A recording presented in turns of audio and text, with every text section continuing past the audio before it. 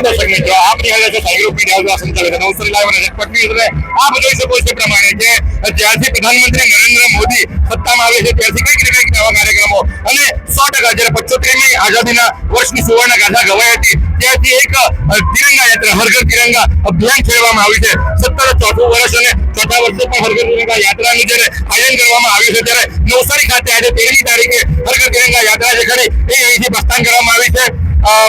મંત્રીશ્રી હોય કે ત્યારબાદ જિલ્લા ભાજપ પ્રમુખ હોય, કલેક્ટર હોય, મેયર હોય, કમિશનર હોય, સૌએ ફ્લેગ આપ્યો છે અને લીલી ઝંડી આપી અને આ રેલીને પ્રસ્થાન કરવામાં આવ્યું છે. પ્રતિ વર્ષની જેમ આ વર્ષે પણ આ રેલી જે ખરી એ ફુવારાથી નીકળી અને જે સર્કિટ હાઉસ છે ત્યાં સુધી પહોંચતો ત્યારે નરેશભાઈ જોડાયા છે. નરેશભાઈ, પ્રતિ વર્ષની જેમ આ વર્ષે પણ તિરંગા યાત્રાનું આયોજન કરવામાં આવ્યું છે. ભારતની આન બાન અને શાન કહી શકાય અને જ્યારથી પ્રધાનમંત્રી નરેન્દ્ર મોદી સત્તામાં આવ્યા છે કંઈક દેશ માટે પ્રગતિની ગાથા ગાવા માટેના કોઈ પણ પ્રયાસ છોડતા નથી. ત્યારે આપણા જે જોડાયા છે શું જણાવશો? આજ તો આપણા દેશની પહેચાન છે. સ્વયંભૂ હજારોની સંખ્યામાં જ્યારે તિરંગા યાત્રામાં જોડાતા હોય ત્યારે આપણા સ્વાતંત્ર્ય સેનાનીઓનું જે યોગદાન છે એ યોગદાનને નવી પેઢીમાં પ્રેરણા આવે, એમાંથી સમજી શકે એ પ્રકારના પૂરા દેશની અંદર ભવ્ય રીતે આપણી તિરંગા યાત્રાનું આયોજન થતું હોય છે. અને સ્વયંભૂ જ્યારે આટલા લોકો જોડાતા હોય એ જ આપણા દેશની આન માન શાન જે આપણે કહીએ છીએ અને માનીએ છીએ એ જ આ ઓળખ છે. તો સાથે જ જિલ્લા ભાજપ પ્રમુખ ભૂરાભાઈ શાહ, આમ બી આપ તો બહુ ચાલો છો, લોકો જાણે છે કે આપ ચાલવા નીકળો છો, પણ જ્યારે હાથમાં તિરંગો હોય અને જ્યારે આપ નગરની અંદર ચાલતા હો તો એક આપનો હાવભાવ પણ આજે અલગ દેખાઈ રહ્યો છે, એક અલગ ઉત્સાહ, એક અલગ જોમ. તો ત્યારે જ્યારે હાથમાં તિરંગો હોય અને ત્યારે જે ચાલ હોય એમાં શા માટે આટલી ખુમારી આવી જાય? કારણ કે આ રાષ્ટ્રભક્તિનો માહોલ છે. આજે ચાલવા નથી નીકળ્યા પણ દેશની આન બાન અને શાન એની તિરંગો છે. એને તિરંગા લઈને ચાલવાનો એક અનેરો એનો આનંદ છે. આજે અમારે સમગ્ર દેશમાં જ્યારે રાષ્ટ્રભક્તિ અને રાષ્ટ્ર ભાવના જગાડવાનું કામ આપણા દેશના વડાપ્રધાન શ્રી મોદી સાહેબ કર્યા છે ત્યારે આજે નવસારી જિલ્લાની અને નવસારી મહાનગરપાલિકા તરફથી એક ખૂબ સુંદર તિરંગા યાત્રાનું આયોજન કરવામાં હજારો લોકો આમાં તિરંગા યાત્રામાં જોડાયા. કારણ કે દેશભક્તિનું વાતાવરણ નિર્માણ થઈ ગયું છે ત્યારે સમગ્ર દેશના યુવાનો અને નવસારીના યુવાનો અને શહેરના આગેવાનો આ યાત્રામાં જોડાયા છે અને બધાને 15મી ઓગસ્ટના જે આપણો દેશ સ્વતંત્ર થયો એના માટે એડવાન્સમાં શુભેચ્છા. આભાર. ભૂરાભાઈ, તો સાથે જ હવે અશોકભાઈ સાથે વાત કરવાનો પ્રયાસ કરીશું. નવસારીના મેયર, નવસારીના પ્રથમ મેયર અને નવસારીના પ્રથમ મેયરની આગેવાનીમાં કહી શકાય કે ભાઈ આ તિરંગા યાત્રા આપના માટે મેયર બન્યા બાદ પ્રથમ તિરંગા યાત્રા છે. કેવો ઉત્સાહ, કેવો જોશ અને દેખીતી વસ્તુ છે કે જ્યારે આપ નગરના પ્રથમ નાગરિક હોય એટલે થોડી જવાબદારી પણ વધારે હોય. આજે વરસતા વરસાદની વચ્ચે પણ આટલો બધો ઉત્સાહ, આટલા બધા સ્કૂલના બાળકો, આટલા બધા લોકો સ્વયંભૂ જોડાયા છે, શું જણાવશો? દેશની આન બાન અને શાન એ આપણો તિરંગો અને માનનીય પ્રધાનમંત્રી મોદી સાહેબ દ્વારા સમગ્ર દેશમાં આ તિરંગા યાત્રાની જ્યારથી શરૂઆત કરવામાં આવી છે ત્યારથી આ દેશના લોકો આ તિરંગાની સાથે દેશભક્તિ પોતાની પ્રસ્થાપિત કરવા માટે આજે રોડ પર ઉતરી આવ્યા છે. આપ જોઈ શકો છો સવારથી જ ખૂબ મોટી સંખ્યામાં આ શહેરના આગેવાનો, અલગ અલગ સ્કૂલના વિદ્યાર્થીઓ, કોલેજના વિદ્યાર્થીઓ, એનસીસી, પોલીસ, અમારા સરકારના સૌ કર્મચારીઓ, અધિકારીઓ ખૂબ મોટી સંખ્યામાં મંત્રીશ્રી, ધારાસભ્યશ્રી સાથે આ તિરંગા યાત્રાની આન બાનને શાન વધારવા માટે આ ભવ્ય રેલી આજે નવસારીના મહાનગર પરથી પાસ થઈ રહી છે ત્યારે મને ગૌરવ થાય છે કે આ દેશની આઝાદીનું પ્રતીક એ આપણો તિરંગો જેને માન સન્માન સાથે આજે યાત્રા કાઢવામાં આવી રહી છે. ત્યાં આન બાન અને શાન અને એટલા જ માનભેર આ તિરંગા યાત્રા કાઢવામાં આવી છે. તો ત્યારે આપ જોશો એક નહીં પણ અનેક નેતાઓ જે ખરા આજે હાથમાં તિરંગો લઈ અને જે ખરા એ નવસારીના મહાનગરની અંદર માર્ગ ઉપર ઉતરે છે. તો ત્યારે નવસારીના ધારાસભ્ય રાકેશભાઈ સાથે પણ વાત કરવાનો પ્રયાસ કરીશું. રાકેશભાઈ, આપના માટે તો આ પહેલી તિરંગા યાત્રા નથી પણ અન્ય તિરંગા યાત્રા અને આજની તિરંગા યાત્રા આ બે વચ્ચે આપ શું તફાવત જણાવશો? નવસારી મહાનગરમાં દેશભક્તિનું ઘોડાપુર ઉમટવા પામ્યું છે. સૌ નવસારી નગરજનો દેશભક્તિના રંગે રંગાઈને ઉત્સાહભેર આ તિરંગા યાત્રામાં સામેલ થયા છે. તે ખરેખર ભારત માતાને પરમ વૈભવે લઈ જવા માટેની દરેક દેશવાસીની જે તમન્ના છે એ આમાં વ્યક્ત થાય છે. જી હા, તમામની દેશભક્તિ આમાં વ્યક્ત થઈ રહી છે. આપ જુઓ છો એ પ્રમાણે સૌ કોઈ જે ખરા તો કહેવાય કે ભાઈ જિલ્લાના વહીવટી વડા અને જિલ્લાના વહીવટી વડા જ્યારે પોતાના હાથમાં તિરંગો લઈ અને જ્યારે નગરની અંદર નીકળ્યા હોય તો ચોક્કસ તિરંગા યાત્રા વિશે માનનીય કલેક્ટર સાહેબ આપ શું જણાવશો? 9મી ઓગસ્ટથી લઈને 17મી ઓગસ્ટ સુધી ભારત સરકાર અને રાજ્ય સરકાર દ્વારા સમગ્ર ભારતમાં આ એક પર્વ ઉજવવામાં આવી રહ્યું છે, જેના ભાગરૂપે નવસારી શહેરમાં પણ જિલ્લા કક્ષા અને કોર્પોરેશનની તિરંગા યાત્રા ઉજવી રહ્યા છીએ. એમાં યુવાનો, બાળકો, સમાજના તમામ વર્ગો એમાં જોડાયા છે અને ખૂબ ઉત્સાહ સાથે ભાગ લઈ રહ્યા છે. આપના મારફતે લોકોને અપીલ કરવા માંગુ છું કે અમુક ક્ષણ એવી હોય છે જેમાં આપણે કોઈ પણ પ્રકારના મતભેદથી દૂર રહીને રાષ્ટ્ર માટે એક થવાની આપણને તક મળે છે. 15મી ઓગસ્ટનું આયોજન અને 26મી જાન્યુઆરીનું આયોજન આ પૈકીનું છે કે આપ પણ પૂરા ઉત્સાહ સાથે આ ગતિવિધિઓમાં જોડાઓ, વહીવટીતંત્રને મદદરૂપ થાઓ અને રાષ્ટ્ર નિર્માણમાં ભૂમિકા ભજવો. તો સાથે જ મ્યુનિસિપલ કમિશનર અને કહેવાય છે કે ભાઈ ઉપાધ્યાય સાહેબ જ્યારથી આવ્યા છે ત્યારથી પોતે નથી ચેમ્બરમાં બેસતા, બીજા કોઈને ચેમ્બરમાં નથી બેસવા દેતા. હવે રાત્રે પણ આપ સર્કિટ હાઉસ ખાતે આપની ટીમ સાથે કાર્યમાં લાગ્યા હતા. મેં મારી પ્રત્યક્ષ નજરે જોયું છે શું આયોજન કરવામાં આવ્યું છે. કારણ કે જ્યારે આટલા બધા બાળકો હોય, સ્કૂલના વિદ્યાર્થીઓ હોય અને જ્યારે સમાજના અગ્રણીઓ હોય, લોકો સ્વયંભૂ જોડાયા હોય તો દેખીતી વસ્તુ છે કે એની વ્યવસ્થા પણ કરવાની હોય છે. કયા પ્રકારની સુચારુ વ્યવસ્થા કરવામાં આવી છે? આ તિરંગા યાત્રામાં તમામ પ્રકારની વ્યવસ્થા કરવામાં આવી છે. સ્કૂલના બાળકો પણ છે, એનસીસી, એનએસએસ, બધા જ સ્કાઉટ ગાઈડ બધા જ ટીમો છે. એ તમામને પાણીની સુવિધા કરવામાં આવી છે, હેલ્થ ડ્રિંકની પણ સુવિધા કરવામાં આવી છે.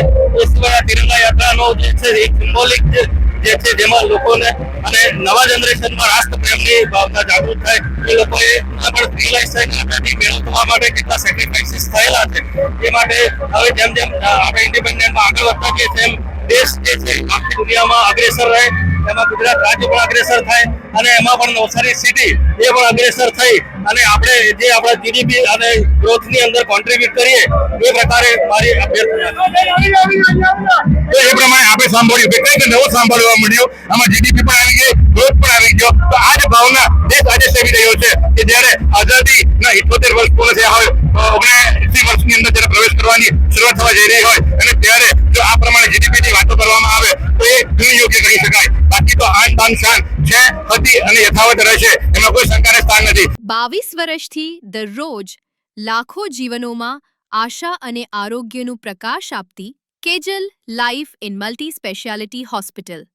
અદ્યતન સુવિધા સાથેની હોસ્પિટલ, અનુભવી ડોક્ટરો અને ટેકનોલોજી સહિત ઓપરેશન થિયેટર્સ, આઈસીયુ અને એનઆઈસીયુ વિભાગ, 24 કલાક ચાલતી ઇમરજન્સી સર્વિસીસ, મેડિકલ સ્ટોર અને લેબોરેટરીની સુવિધા પણ ઉપલબ્ધ છે.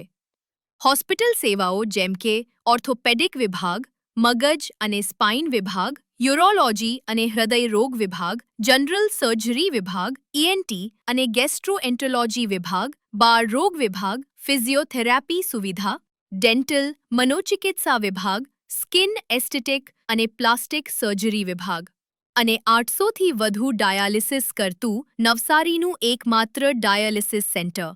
પરિવાર દીઠ 10 લાખ સુધીની પ્રધાનમંત્રી જન આરોગ્ય આયુષ્માન યોજના કાર્ડની સુવિધા અને વાહન અકસ્માતના સમયે 50,000 સુધીની વાહન અકસ્માત સહાય યોજના અને કેશલેસ સુવિધા પણ ઉપલબ્ધ છે. Kejal life in multi speciality hospital. તમારું સ્વાસ્થ્ય અમારું ધ્યેય.